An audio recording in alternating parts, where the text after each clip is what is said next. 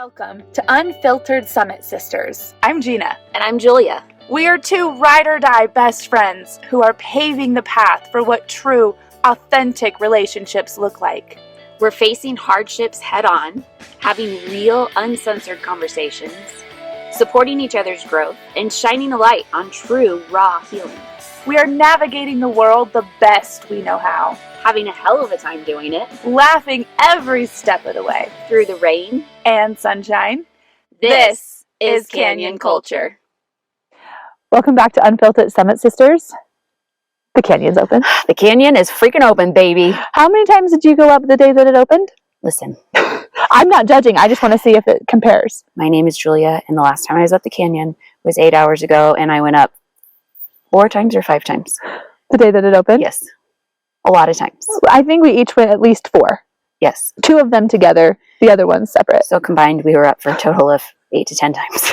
Well, then there was the day that it was raining and we went up the canyon. Oh my gosh, that was so much fun. We took a picture, and in my mind, I had already written the caption of this is 30. We're eating homemade sourdough bread in a Jeep with coats on because it's raining and there's no doors, and blasting music in the back, and it was the most fun. It was so fun. And then I got down, so you and I had already gone up twice. I don't know if we were together or separate, but And I had already gone up twice before that. Okay. Well, no, I'm saying that by the time you and I went up the canyon in the rain, we had already been up twice. Oh, yes. Oh, yes. And then we get out of the canyon, and then I go back up in the canyon. Yeah. And I went up a dirt road and got muddy. The canyon, you guys have to watch on YouTube because it is so gorgeous up here. Mm. And I love this. This is so beautiful. But there's something about when it's rainy and there's steam and clouds, fog up in the on the mountains, because even though we're in the mountains, there's still really higher mountains. Right. And it's a total vibe. It's majestic. It really is. It's a total vibe. It gives Twilight vibes. I feel like I just aged myself by saying that. It's fine. Which is, gosh.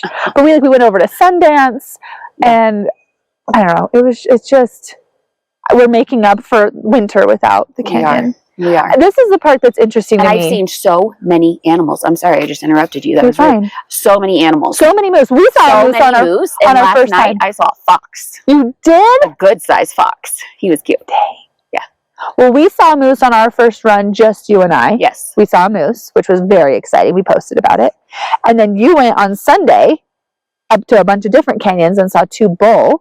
Big moose. They were so cool. This is what I don't like, is when we tell people, oh my gosh, we saw a moose. Yeah, we see moose all the time. I'm like, stop taking our magic and our joy. The kids wanted to get closer, and we were standing on a giant rock to be able to see these moose because they were kind of in a meadow with really tall grass. But there's this one stupid man who took his kids and his wife and started getting closer and closer. He got way too close.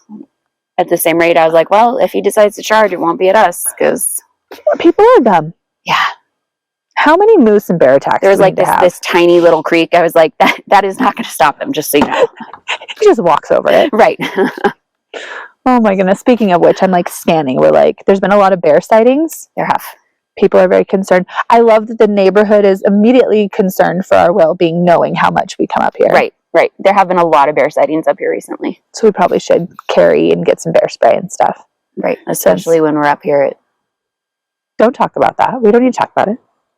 Late nights. Well, when somebody mentioned, they're like, you should be carrying if you're going up the canyon. And I was like, I don't get out. And I was like, yes, I do. Whoop. No, thank you. Anyway, what I think is there's just something about the canyon. Mm-hmm. When it closed, I was like, I feel so claustrophobic. Yeah. And then it opened, and you were like, I feel like I can breathe again. I was like, right? That's the best way to describe it. Yeah. Just even driving, not getting out, not getting off on the hikes, just driving through. Mm-hmm. Just okay, there's something about the healing that can happen here. There's something about the connection with God and being in a space that He created such beautiful things for us to enjoy. Yes. Because right now, not right now, all the time, we just need it. That grounding Mm-hmm. and that just being in nature. Mm-hmm. It's a beautiful thing. Because right now my kids have been in Texas. For how long? 3 days.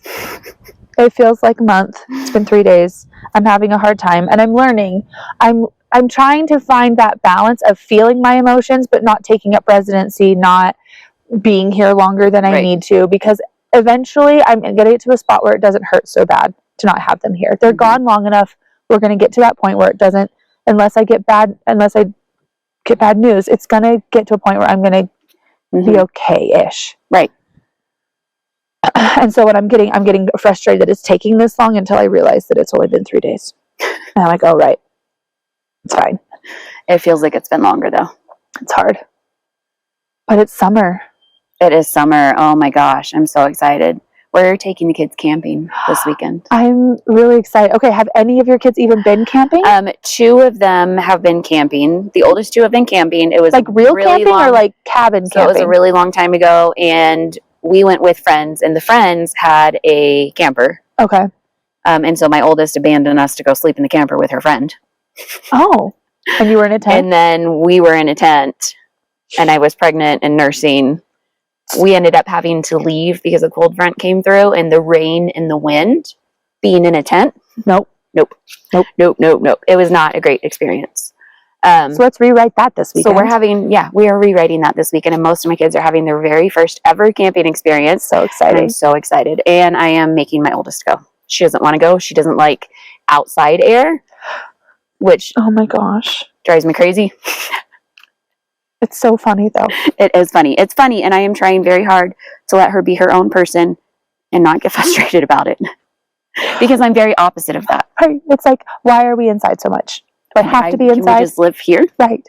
I'd be okay with that. Where's our little hut? But we're calling this is what I wanted to do for Mother's Day, and we haven't been able to celebrate Mother's Day because of other things that have happened and gone on and need to be dealt with.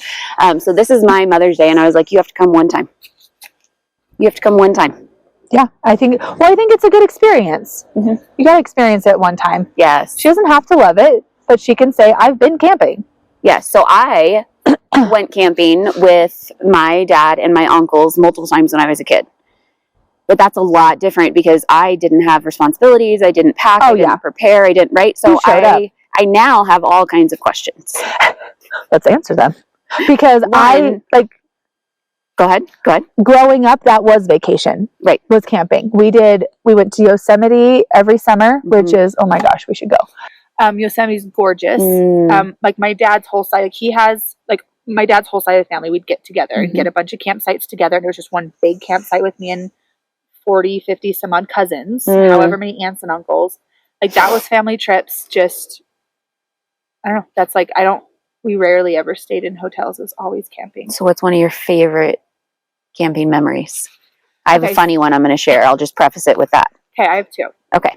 So in Yosemite, they have like a bus system because it's such a big national park. And so to get to different places, you can take a bus system. And there's like a little town kind of a thing with like a little general store. It's very cute. Aww. And the year that I was old enough to go do that at night, because that's what all the older kids would do. They'd go ride the trains and they'd play games. And it would just So the year that I was old enough to do that, I was like, this is very exciting. It's very, very exciting. Aww. But just in general, like I think there's a lot of just memories mixed in. Just having such a big group was so fun because aunts and uncles and cousins. Right. So like we were all sleeping. Like who knows? Like didn't sleep with my parents. Oh, a good memory. My dad making toast in the morning in his cute little toaster. It's not like a toaster. Yeah, I was like, how do you make toast in the woods? So we had a tent trailer because my mom's not a big camper. Okay. So we had a tent trailer. What is it? Okay, hold on. Back up. No. I know what a camper is. I know what an RV is. What is a tent trailer? So a tent trailer, it's a trailer that you it's. How is it different from a camper? Because it compacts into like a small trailer. Okay. And then you like crank up the roof and you pull out the beds and it's got kind of a tent feel. I've seen people put this like it's in the back of their trucks and stuff. Yes. No, because that's like a camper shell kind of a thing. This is a full-on trailer, like a detachable trailer. Oh, okay. From your car. And so it's got its own axle, it's got its own system, its own frame. I'm picturing it now. I can see it. And then you just like crank up the roof and you pull out the 2 beds on the side and then the tent part connects the 2. Mm-hmm. And so it's a lot cheaper than an RV. So we still had like a little kitchen and stuff there and a couple of beds. Nice. Okay. And so the toaster was like this little disc that you put over the flame, and it has just like this metal, these little metal arches that you lean the toast on. Okay. And then Okay. you flip it. Okay. But I just remember my dad always did that. And we played blackjack with matches as our betting. I love it. We always played card games. It was just like, I don't know, we just had actual memories of just doing stuff as a family and getting to do tent camping with my cousins instead of being with my parents. I was like, ha, see you suckers. And then there's a place called Pismo Beach, which is a little bit up the California coast. And there's sand dunes, and we camped like on the beach, and then we just go play in the water all day. Yeah. It's just so fun. How fun. It was just so, like, that was our summer vacations, was doing that with this big group of people. It was so fun. I love that. Okay, what's your favorite?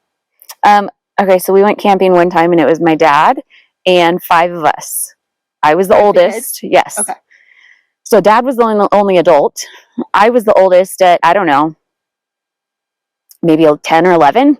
And then my youngest sister at that time was small enough that she had to be in a backpack. She's not whenever we, right. And so we decided to go canoeing, and one of the park rangers so kindly went to drop us off, because dad's the only adult. He's like, how am I going to get the canoe and the kids and drop us off? And he's trying to figure out logistics of it. And so they drop us off, and we get in. Dad gets us all in the canoe. I'm in the front, he's in the back. I've never been in a canoe before in my entire life, right? And so dad's in the back, and he's like yelling at me, like, do this, do that, to the right, to the left. And I'm like, this is a lot of pressure. Starboard. And you're like, what? And dad decides that so we're going in the canoe, and then there was this tree that was kind of leaning over the water that had fallen. And we of course got stuck in it. Right. So dad had to get out of the canoe, and he was like, well, since I'm out, I'm going to take a picture of you guys anyway. Yeah. But he gets out of the canoe, and the water's up to his chest. He's not a small guy. So he can't see in the canoe. Right? So we're hanging on to this tree that we're stuck on. He's going to get a picture. Something falls off of the tree into the boat, and I immediately scream, snake! And everybody, the whole canoe is just ensues in chaos and screaming and crying, and dad can't see what's happening in the boat. I just yelled snake. My brother, Daniel, stands up, and he gets up and he stands up and he pulls his knee all the way up and he smashes the bottom of the boat. And dad's like, what is going on? And I was like, I meant to yell spider.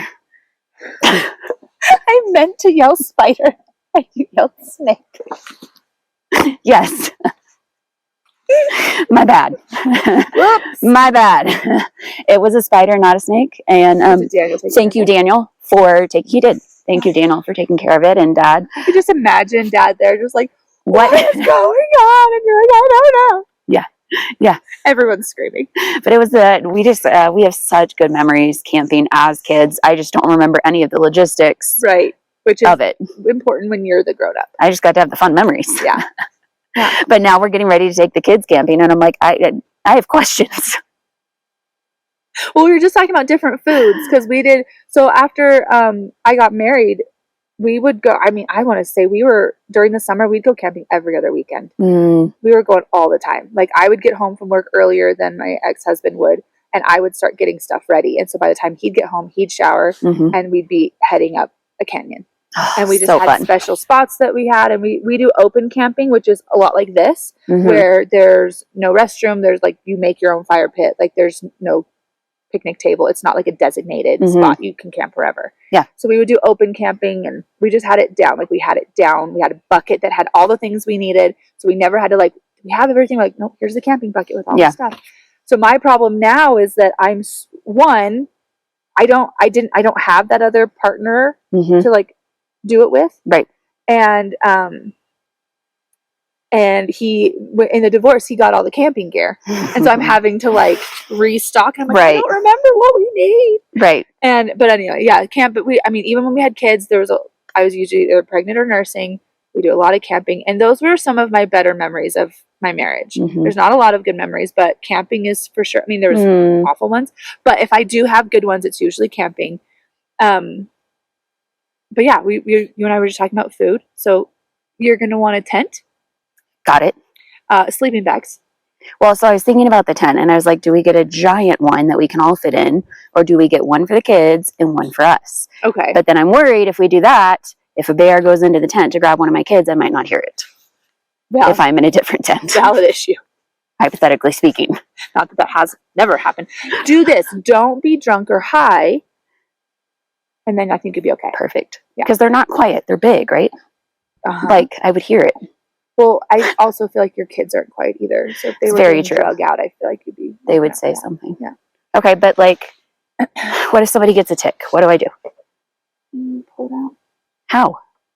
Here's the thing. There's a lot of conflicting things. Some people say pull it out, but then the head gets stuck in and then you have that problem. Right. Other people say you put like oil on it and then they suffocate and pull themselves out, but they still could like, I've heard that they will throw up and then that still is a problem. Right. I've also been up here however many years and I've never had a tick. I've pulled them out of my dogs, but I've never pulled them out of me. Right, but like kids are crazy. That's true. What if they roll around in a pile of ticks? I don't know. Get off the tick hill. I don't know. Where do we wash dishes? How are we going to wash dishes? So you want to always... In the river? What are we doing? You can, yeah. If you're by a river, you can rinse it out. Just like maybe don't use soap in the river because you don't want to contaminate that. Right. But we would always bring one big jug of drinking water and water to put out the fire, and then another one just for dishes. So you always want to bring lots and lots of water. Running out of water is probably the worst thing that can happen. How many gallons of water do I need for 2 nights and 2 days? A lot. Okay. I don't know. I have to remember how big my big gallon jugs were. Yeah. I think there were 5, and we'd always take at least 2 for one night. Okay. Because you're going to want to be drinking a lot. Yeah. And then you're going to want it for washing hands and stuff like that. There's a lot of you. There are. So you want one that's designated for hand washing and then one that's designated for drinking. Perfect. I'm excited. I can't wait. I'm excited to obviously just like sit around the campfire. We're obviously bringing s'mores. Obviously. But then like we're going to bring different card games that we can play. Like, get a good lantern so when you're playing at night you can actually see the cards. That's complicated. Yes. Yeah. Headlamps are always good. I would get every kid a headlamp so that if they have to go to the bathroom or if they need something, they have something. They're not having to hold anything. My dad, when we were kids, my dad would always bring glow sticks and glow stick necklaces so that he could see us. That backfired on him when my brother decided he was going to bite into it. And it got all in his mouth and his face, and my dad could see him really easily. The rest of the week. They were non-toxic, by the way. Oh, good. So that's good. But he was inside his mouth glowed. Listen, I'm not judging. That has happened to me, not at a camp thing. The kids just are dumb. For real. I'm like, why would you know how hard you have to bite into that thing? Yeah. Anyway, so I would suggest getting 2 different tents because with how many kids there are, and if your boyfriend ever wants to bring his kids camping, I highly doubt you're going to get a big enough tent for all of you. Right. Because when we did camping just in like the neighborhood, I had 3 of your kids, 4 of my kids, and Charlie in my 10-man tent, and we were sardines. I don't even know if I had 3 of your kids. I may have only had 1 or 2. Okay. Another question. What do we sleep on? Apparently, there's multiple options. I've been researching this week. Okay, on TikTok, obviously, because science. So I've seen options. We have foam. Yeah. That roll up foam thingies. We've got self-inflating little mattresses, and then we've got air mattresses. So what? Okay. Here's my thing. What are we sleeping on? When I was camping, we just sleeping bagged it. This is all bougie to me. Yeah. I have started to... Which I was down for when I was a kid, but now that I'm older, I don't know about that. See, I'm over here, I'm like... I'm going to be a grumpy monster if I don't sleep. I did it nursing and pregnancy. You've got to put your dues in. No, there's a lot of options now. The foam pads, I think, are the most foolproof, but they take up a crap ton of space. And that's what I was thinking, too, because we're going to have to store all of this, too. So it's not just... So that's... A lot of people use them, and they love them, but it takes up so much space. Right, but they probably don't have 12 children, and... Yeah. Yeah. I have purchased 2 inflatable ones. I got them at Costco. I think one of them has a small leak. So when the boys went on their Moab trip last week, Carter said his kept deflating. Russell said his was fine. Yeah. So that's the problem with that. But it compacts so small, you may risk it. Right. a full-on air mattress feels excessive, and if you ever go somewhere like open camping and you don't have electricity, what are you gonna do? My car has an outlet, actually. That's true. But what if you're like what we did? But I don't want to hike in. Yeah, well, and I don't want to sleep on an air mattress with my boyfriend because every time he moves, I'm going to be mad. You're going to be flying off. I'm be angry. Yeah. So we should not do that. Yeah. I really did like having a 2-person sleeping bag because I had little babies, and so me and my husband could be in there with our baby, and we knew the baby was warm, and then I stayed warm because there was somebody else in there. Right. But when you're by yourself, it's too much. That's too much space. Yeah. Too much air. Yeah. Not great. So if you're gonna share a sleeping bag with your boyfriend, get a 2-man one. They're great. Yeah. But if you're wanting to have separate pads and you want that space, then don't get a big one just because it looks comfier. Right. That's more air. Okay. I'm excited. I'm excited to report back. A cobbler. Ooh. Camping cobbler is the best cobbler ever. That sounds so good. So freaking good. It doesn't matter what kind. Peach is preferably my favorite, and if you make it, let me know. I'll meet you up there for some cobbler. Hell yeah. Yes. Oh, there's some really good like. Do you have a recipe for it you can send me? I'll see if I can find it. Okay. But you can make different stews. You could like pre-make the meat for stews and then just reheat everything in there. Yeah. Until the potatoes are soft and carrots are soft. There's so many different things you can do. Like cooking out in the wilderness is my favorite. Getting really good at Dutch ovens is so good. We had breakfast burritos. You use the lid for the Dutch oven for the warming of the tortillas. I just think that I eat the best camping.